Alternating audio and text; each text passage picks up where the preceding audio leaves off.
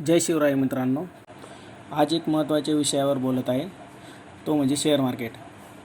Share market हे नाव कुणाला आज नवीन असेल असे मला वाटत नाही. गावात काय आणि शहरात काय, पण शेअर मार्केट एक रिस्क फॅक्टर आहे. आज लिहिता वाचता न येणाऱ्याच्या तोंडावर शेअर मार्केट आहे, परंतु यात न शिकता न ट्रेनिंग घेता नफा मिळवला आहे का, तर नाही. म्हणून अफवांवर विश्वास ठेवू नका. पैसा कमवणे सोपे नाही, तसेच सांभाळणेही सोपे नाही. आणि हा कष्टाने कमवलेला पैसा असा शेअर मार्केटच्या नादी लागून उडवणे चुकीचे आहे. आज मी आपल्याला सेबीचा एक रिपोर्ट दाखवतो. झिरोदा डीमॅट ॲपवर लॉग इन केल्यानंतर दाखवतात 10 ट्रेडरपैकी 9 ट्रेडर हे लॉसेस घेतात व या तोट्याची सरासरी लॉस हा 50,000 आहे.